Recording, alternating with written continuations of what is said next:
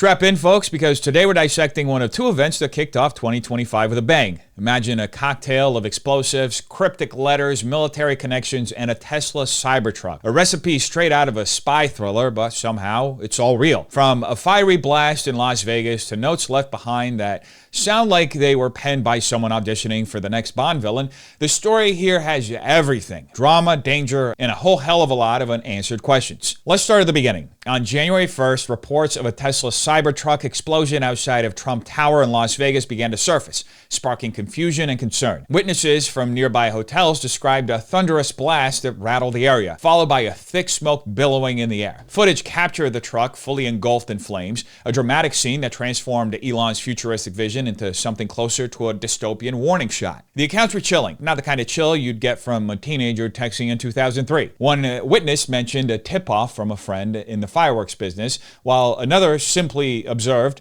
"No idea what happened yet." As the smoke settled, the questions began piling up. Was this a malfunction, a statement, or just someone's New Year's resolution to kick off 2025 with absolute chaos? Whatever the answer, this wasn't just your average roadside mishap. It had the unsettling air of something far more deliberate. Now, shortly after that, the media picked up the story with new details emerging about what may have caused the blast. Let's take a look. That source also revealed what was inside the truck: explosives that included fireworks, gas tanks, and camping fuel, and authorities believe that that was connected to a detonation system controlled by the driver. We're also hearing this same sentiment from Elon Musk, who tweeted out that they have now confirmed that the explosion was caused by very large fireworks and or a bomb carried in the bed of the rented Cybertruck and is unrelated to the vehicle itself. So he was clear to say that this was not an issue with the Cybertruck. And the sheriff also earlier said that they are checking for secondary devices. They're investigating many different leads, but he was clear to say that there does not appear to be any further threat to the Las Vegas community. Now, what's interesting here is that law enforcement didn't just have witness statements and security footage to work with, they had the Cybertruck itself. Tesla engineers remotely accessed the truck, pulling telemetry data, camera feeds, and who knows what else to piece together the driver's actions and movements. And sure, this sounds great when used to stop crime, but let's not ignore the larger implications of what we've built as a society. A surveillance state that doesn't even bother to hide behind tinted glass anymore. This isn't some Orwellian dystopia, it's something worse. Orwell imagined centralized surveillance, but today surveillance is seamlessly embedded into the consumer tech we gleefully invite into our homes and lives. The ability to remotely tap into a vehicle's systems, for instance, isn't a distant possibility, it's happening right now. A Bloomberg report revealed that Tesla can access vehicle data, including location history and driving behavior, whenever requested by authorities. This same capability helped piece together the events surrounding the Cybertruck explosion, but it also raises alarming questions about how such access could be exploited. And this isn't just about cars. The Intercept reported in 2019 that Amazon employees were caught listening to private conversations through Echo devices under the pretext of improving Alexa's performance. Similarly, The Verge exposed that Ring employees accessed customers' live video feeds without consent, supposedly for security enhancement. These scandals are just the tip of the iceberg, highlighting how the convenience of smart devices has become a Trojan horse for constant monitoring. We've willingly embraced a surveillance ecosystem, and the corporations running it have far fewer checks and balances than any government agency. Now, here's a real kicker. This isn't even about government surveillance anymore. It's about corporations. These corporate entities are beholden to shareholders, not civil liberties, and now wield more power over our private lives than any government agency could dream of. And let's not ignore the broader implications. The Washington Post reported that in 2020, Amazon worked closely with police departments to promote Ring devices, essentially turning private homes into extensions of the surveillance state. Meanwhile, the Electronic Frontier Foundation has criticized companies like Google and Facebook for their aggressive data collection practices, warning that such systems could easily be weaponized against consumers in ways we can't fully predict. Musk's involvement in this case underscores the duality of tech in modern society. On one hand, yes, the ability to retrieve data remotely helped piece together the puzzle of what happened in Las Vegas. But at what cost? If a private company can monitor every aspect of its product's use and share that information at will, what protections do you, the consumer, really have? None. Every time you step into your smart car or ask your home assistant a question, you're handing over another piece of yourself. We like to call this the age of innovation, but let's be real, it's also the age of complicity. We've traded privacy for convenience, safety for surveillance, and autonomy for a shiny gadget that doubles as a digital snitch. And while we cheer on its utility in solving crimes like this, we need to remember that these tools don't just work for justice, they work for anyone with access. That's the future we've created. Not Orwellian, not dystopian, but something far more insidious, normalized. And the worst part, most people don't even realize it and don't even care, to be honest. Anyway, this story got even more bizarre as details about the perpetrator of the explosion were made public. Las Vegas officials named the man behind the act as Matthew Livelsberger and said this. As I'm calling it now, the subject or person of interest, I will not come back until I have the confirmation through DNA or medical records that this is indeed, in fact, the subject inside of the vehicle. Now, further complicating this identification of this individual, we also discovered through the coroner's office that the individual had sustained a gunshot wound to the head prior to the detonation of the vehicle. One of the handguns was found at his feet inside of the vehicle. Obviously, in how we're trying to identify him, and I'm feeling comfortable to give you this information, is a tremendous amount of substantial evidence to include he rented the Turo vehicle. There are 2 tattoos, one of which was on the stomach and one of which is on the arm, that we can see bits and pieces of it as in comparison to what it is that we now know he had on his body. That has given us a lot of confidence that this is, in fact, the same person. As well as the clearly obvious, which is the credit cards, the military identification, the passport. And then furthermore, as you'll see here in just a very short period of time, we tracked his movements from Colorado to Las Vegas, and in a number of the photographs that we were able to determine, he was the individual that was driving the vehicle. And also, I'd like to narrate this point to you.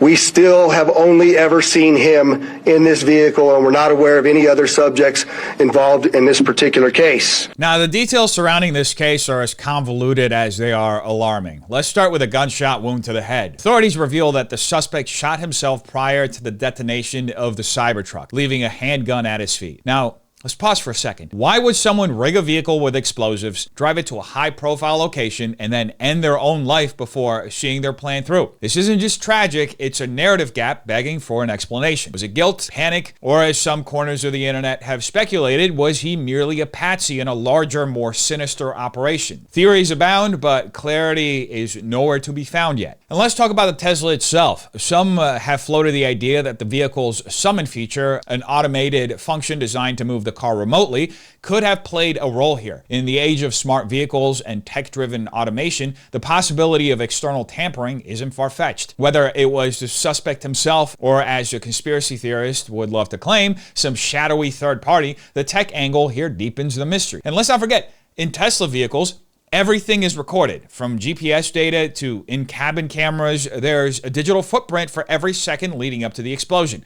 That data is likely a treasure trove for investigators, but it also makes the situation ripe for manipulation and disinformation. Which brings us to the larger issue, the sheer chaos of information in our current age. Parsing through what's real and what's fabricated has never been harder. Between purposeful disinformation campaigns and an endless sea of conspiracy theories, it's almost impossible to separate fact from fiction. This environment isn't just a breeding ground for wild speculation, it's the perfect playground for intelligence agencies, or any entity with a vested interest in shaping public perception. By muddying the waters, they can nudge public sentiment in whatever direction suits their agenda, and in cases like this, the truth becomes collateral damage. We've seen it happen time and time again. Events like this are weaponized to stoke fear, push narratives, and distract from larger issues, because the playbook remains largely the same. Create confusion, exploit it, and let the public cannibalize itself with infighting over competing versions of the truth. This case, with its high-profile location, advanced tech, and the deeply unsettling actions of the suspect, fits perfectly into that mold. So what do we actually know? A man drove a Cybertruck loaded with explosives to Trump Tower, shot himself in the head, and left behind a pile of questions. What we don't know is why, and in the days and weeks to come, we'll be bombarded with explanations, each more outlandish than the last. Whether the narrative that emerges this is truthful, partially true, or completely fabricated will depend less on evidence and more on who controls the microphone. And in this age of digital fingerprints and narrative manipulation, that's the real threat to watch. Now, I would like to acknowledge a couple of things because I know what's going on in the social media world, and there are a number of things in this case that are similar to the attack in New Orleans. We do know that our subject here served in the military. In fact, he's a current member of the military. Both of the subjects served at Fort Bragg, North Carolina. What we do know about that is it's a very large military base, and we have no record that they served in the same unit or even at the same years at Fort Bragg, something that continues to remain under investigation. I also know that they both served in Afghanistan in 2009. We don't have any evidence that they were in the same province in Afghanistan, the same location, or the same unit. Again, something else that remains under investigation. And we also know, of course, that they both used the rental company Turo to rent their vehicles. And just when you thought this story couldn't get any stranger, we learned there's a possible connection between this Las Vegas Trump Tower bomber and the New Orleans ISIS-inspired terrorist. Apparently, both individuals served in the military, were stationed at Fort Bragg, albeit at different times, and even rented their vehicles through Turo. What's next? Are we going to find out they both had the same favorite takeout order at Panda Express? The coincidences here are piling up faster than conspiracy theories on Reddit, but the real story might be less about hidden connections and more about a glaring issue we've been ignoring. Here's the heart of it. Both of these men were veterans, and this country has a real problem with supporting its military personnel after they leave the battlefield. According to a 2021 report from the Department of Veteran Affairs, around 17 veterans die by suicide every single day. Many veterans face untreated PTSD, depression, and other forms of mental health challenges, often made worse by insufficient access to care. And while it's easy to focus on sensational aspects of these kinds of cases, they underscore a much graver issue. We're not doing enough for those who served our country. Now, consider this. According to a Military Times investigation, nearly half of veterans report they don't believe the VA provides adequate mental health resources. And a 2020 RAND study found that only about 50% of veterans who need mental health care actually receive it. These aren't just numbers, they're lives. People who serve their country are left to navigate a maze of bureaucracy for help that often comes too little too late. Meanwhile, Biden is out shoveling money over to Ukraine. So while the overlapping details of this case make for a wild story, they're also a sobering reminder of the systemic failures facing veterans today. Maybe instead of chasing shadows and speculating about connections, we could focus on the root cause, a mental health crisis that continues to spiral out of control in our country. Because until we address that, these tragedies and the chaos they leave behind are going to keep happening. The other thing that's important is the sheriff mentioned yesterday that Tesla sent to us engineers to come to Las Vegas to help us extract data from the vehicle. Thanks to their support, we were able to extract an SDMI chip from the Tesla vehicle, and Tesla was able to confirm to us using the data from the vehicle that the vehicle was not in full self-driving mode at any time during this incident. Finally, the last category just to touch on is motive, which I know everyone is very eager to try to understand and be able to explain what happened. I'll reiterate what the sheriff said is we still have a large volume of data to go through and a lot of content to go through. As you know, with any one of our devices, there's thousands, if not millions, of videos and photos and documents and web history and all of those things that need to be analyzed. But with that, just as a preview for as we get information, we're trying to be as transparent as possible. There were a couple pieces of content we thought were important to share for now. One is in the note application. He seemed to have two letters. One letter in particular, as you can see here, this is an excerpt from that letter. He says, fellow service members, veterans, and all Americans, time to wake up. We are being led by weak and feckless leadership who only serve to enrich themselves. He goes on to explain a variety of other grievances and issues, some political, some personal, a variety of other things, which we will do our best to release very quickly here. But then there's a second letter where there's some more excerpts. This one seems to be dated after the fact in that notes application. And in there, you can read a couple of the excerpts. We are the United States of America, the best country, people to ever exist. But right now, we are terminally ill and headed towards collapse. This was not a terrorist attack. It was a wake-up call. Americans only pay attention to spectacles and violence. What better way to get my point across than a stunt with fireworks and explosives? Why did I personally do it now? I need to cleanse my mind of the brothers I've lost and relieve myself of the burden of the lives I took. I'd like to just also expand on that and understand that these are just excerpts in there. He does offer additional information that is varying on the spectrum in terms of political grievances, issues about the conflicts elsewhere, not here, domestic issues, societal issues, a variety of other things, including personal challenges as well. Well, there goes that conspiracy theory. Now, to recap, Tesla engineers have confirmed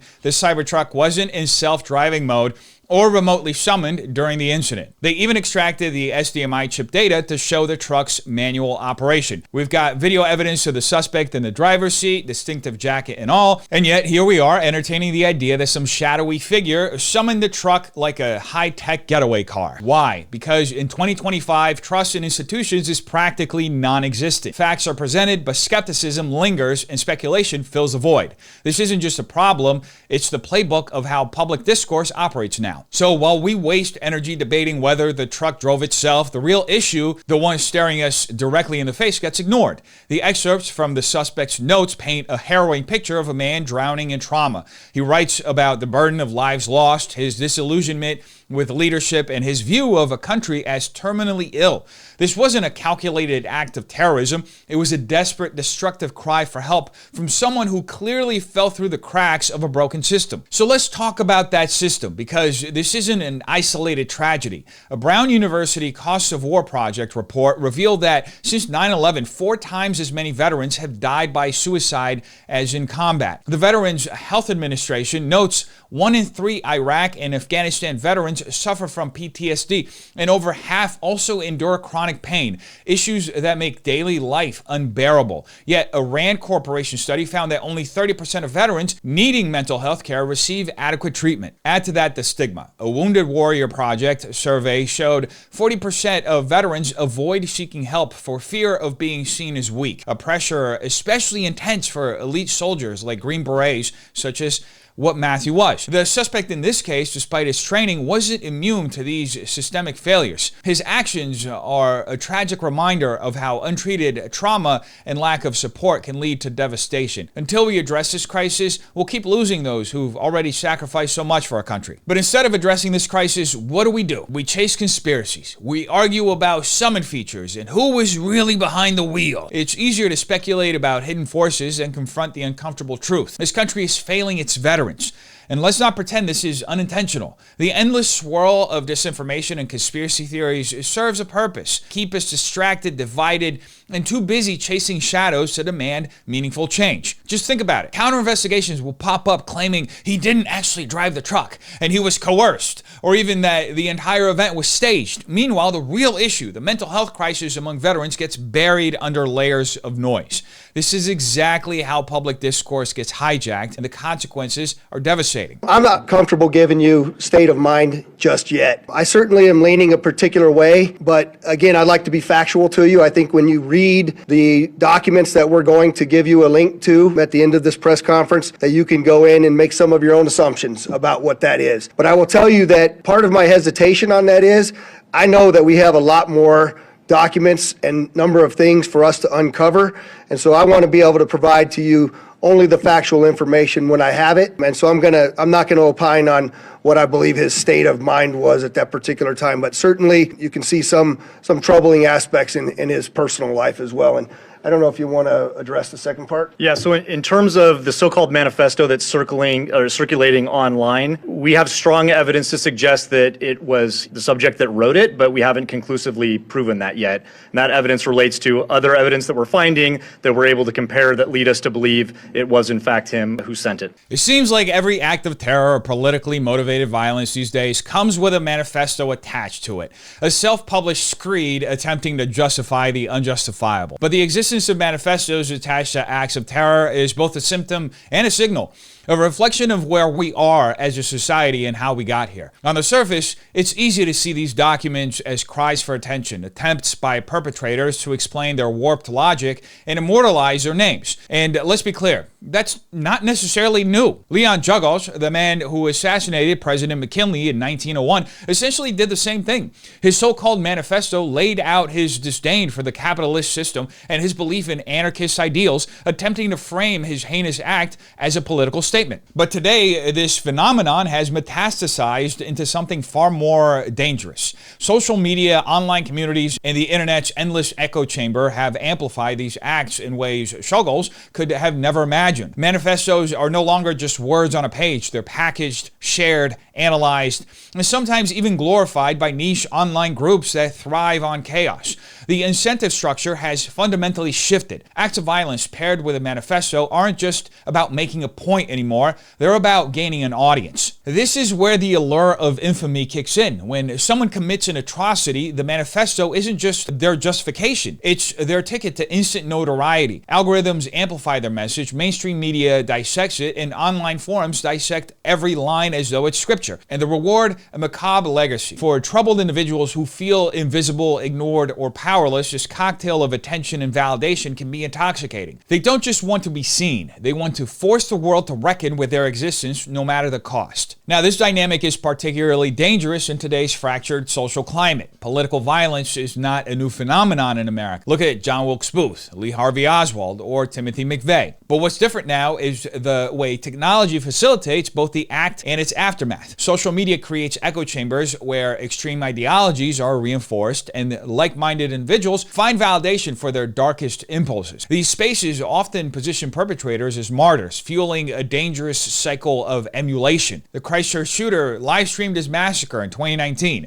and that act inspired others to do the same. It's not just terrorism anymore, it's performance art for the disillusioned and deranged. And the real kicker, manifestos often distract from the root issues we should be addressing. In this case, the suspect was clearly grappling with severe mental health challenges, likely compounded by trauma from his military service. His writings aren't just an ideological rant, they're the reflection of a mind in turmoil. But instead of focusing on systemic failures like the lack of mental health resources for veterans or the toxic subcultures that glorify violence, we fixate on the spectacle of his actions and the manifesto itself. This is by design. The spectacle is the point. It grabs headlines, dominates discussions, and ensures the perpetrator's name is remembered while the actual causes of their despair remain unaddressed. So the tragedy here is twofold. First, the obvious loss of life and destruction caused by these acts. Second, the way these manifestos manipulate public discourse, diverting attention from the systemic issues that could prevent future tragedies.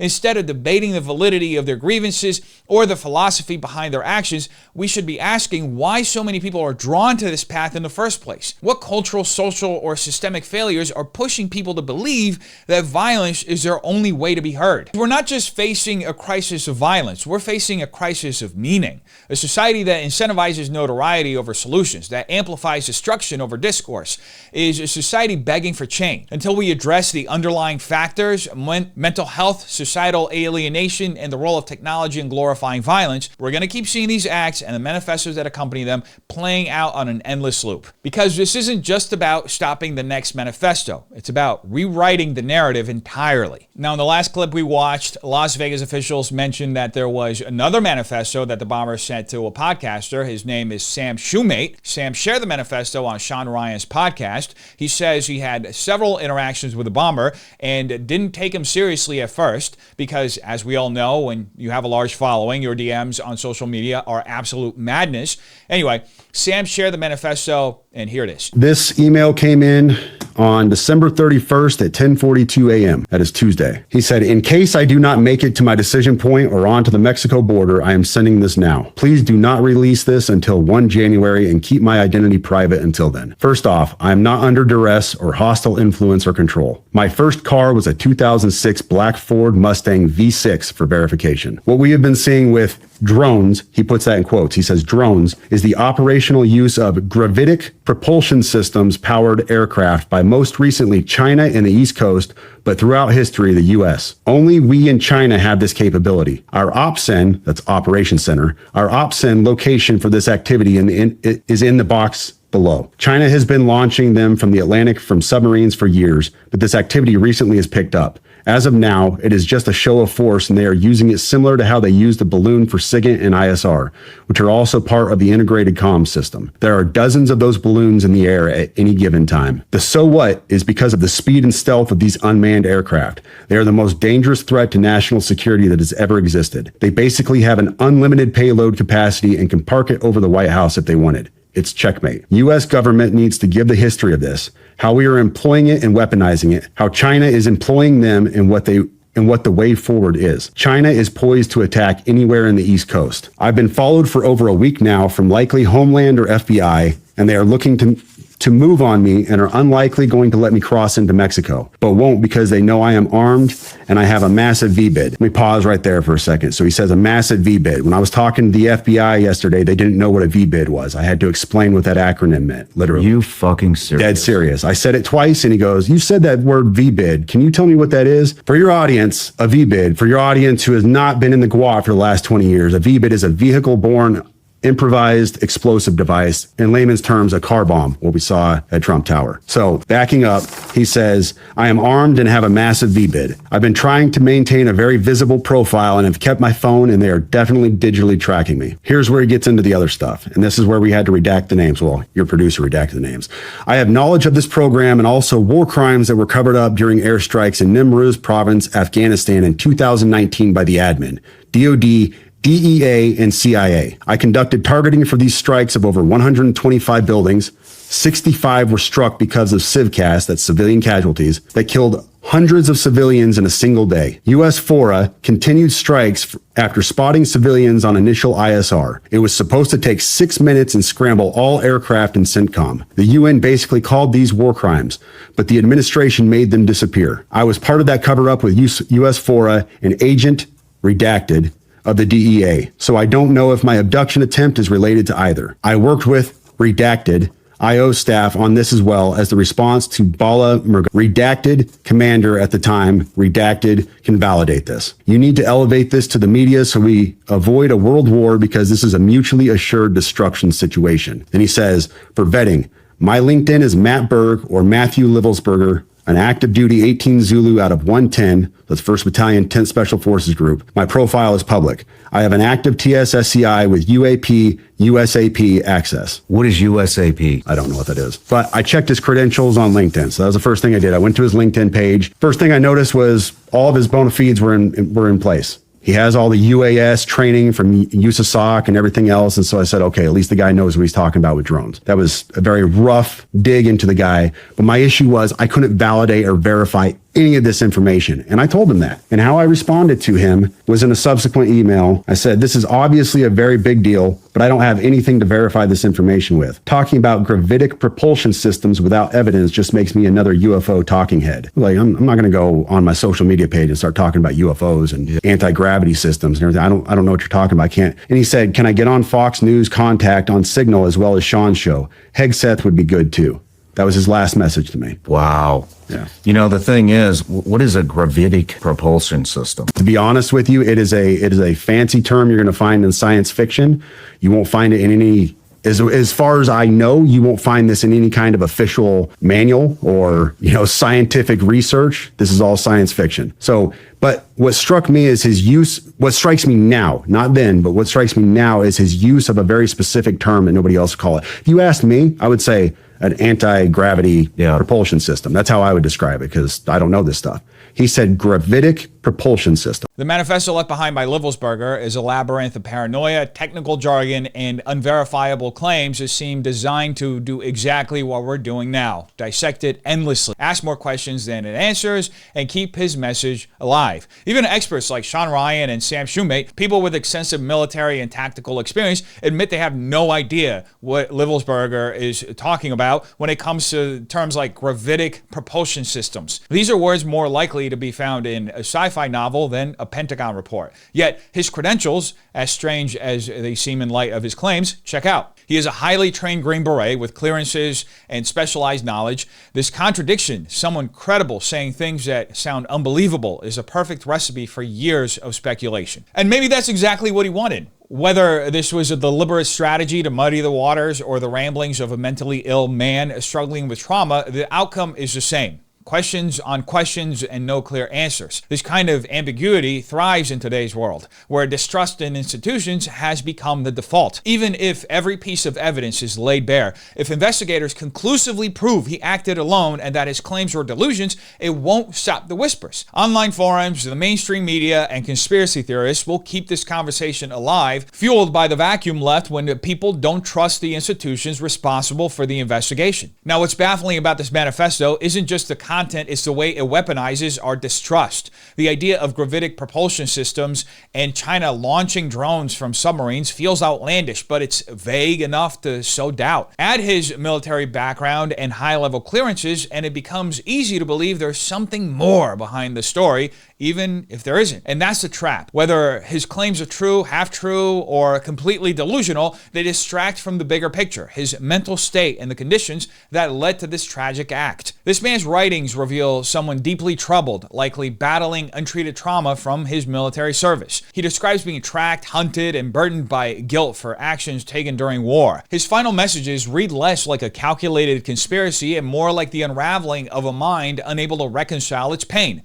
But in a society where distrust is pervasive, even these deeply personal struggles become fodder for broader narratives about government cover-ups, secret weapons, and global conspiracies. And at the end of the day, intelligence agencies have no one but themselves to blame for the information environment they helped curate. The CIA and similar investigative agencies have spent decades eroding their own credibility, and now they're reaping those consequences. The public distrust in these institutions isn't born out of baseless paranoia. It's rooted in history. Declassified materials have repeatedly exposed how the CIA operates by its own set of rules, often bypassing the checks and balances that are supposed to govern their actions. From clandestine operations to outright illegal activities, their MO has consistently undermined public trust, leaving them vulnerable to the very skepticism they now struggle to combat. Take Operation Mockingbird, for example, where the CIA infiltrated the media to control narratives during the Cold War, or the revelations about their involvement in coups across the globe, propping up dictators and destabilizing nations, all in the name of national security. And let's not forget MKUltra, the infamous mind control experiments conducted on unwitting citizens.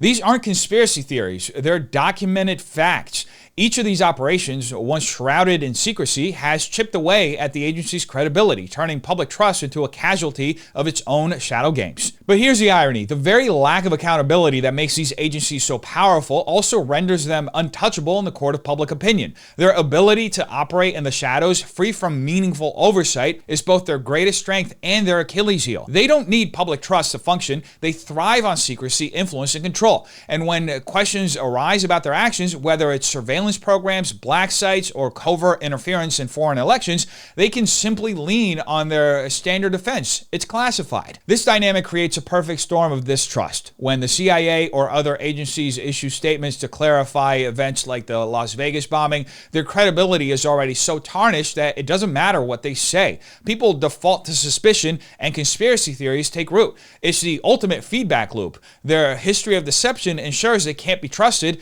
and that distrust gives them even more freedom to operate in the shadows, free from the burden of public accountability. The result, a system where these agencies can act with near impunity. They don't need the public's approval or even Congress's oversight in many cases because they've mastered the art of functioning outside the bounds of traditional governance. In their world, transparency isn't just unnecessary, it's a liability. They've weaponized their own lack of credibility, turning it into a shield that allows them to continue exerting influence without interference. And the public, worn down by years of half-truths and outright lies, is left grasping at straws, searching for answers in the dark. This is the environment we live in now. A landscape where distrust is the default, where agencies like the CIA can't be believed even when they might be telling the truth, and it's no one's fault but their own. By choosing to operate without accountability for so long, they've ensured that skepticism isn't just an obstacle, it's the defining feature of their relationship with the public. And the worst part, they probably prefer it that way. At the end of the day, regardless of what truly drove Matthew Livelsberger to his actions outside Trump Tower in Las Vegas, the tragedy remains undeniable. Whether it was untreated trauma, delusions, or some deeper, darker motive, his story reflects something far bigger than one man's choices. It's a mirror held up to our society's unraveling. We're witnessing the collapse of faith, unity, and shared truth, leaving us divided and adrift in a world dominated by chaos and confusion. I mean, just look around. Those who serve this nation, who risked everything to protect its ideals, are being left behind. Meanwhile, billions of dollars are being shipped overseas to fund wars fought by proxy to secure the interests of elites who profit from division. Veterans struggle at home while resources are squandered abroad, and Americans are left asking, what are our leaders doing? This isn't a mistake. It's deliberate. A divided, confused populace unable to discern truth is far easier to control. The elites thrive on this noise, the distractions, and the infighting because it ensures we're too fractured to challenge their power. But here's the reality. The only truth is in Christ. Without faith, without grounding ourselves in God's principles, we will continue to fall into the spiral of division and despair. Only a return to faith can recalibrate society, remind us of the values that make us humans, and provide the clarity to cut through the noise. As the saying goes, the devil, the prince of the air, thrives in noise. And right now, he's winning. His tactics are clear: divide us, confuse us, and blind us to the hope and unity found in God. So pretty much the fabric of society is being undone because that's what the elites want. A world of chaos is a world they can control, but we don't have to accept it. A return to faith, to Christ, is the only way to resist this type of nihilism and manipulation. It's not only about salvation, it's about restoration. Restoration of truth, of unity, and of the principles that keep us anchored in a world trying to pull us apart. This tragedy should remind us of what's truly at stake, not just lives, but the very soul of our society. As the saying goes, we're fighting a spiritual war that you can't see with your eyes. So don't be fooled, because it is all around you. And the only way forward is through faith. Thank you so much for watching. Hope you have a terrific day.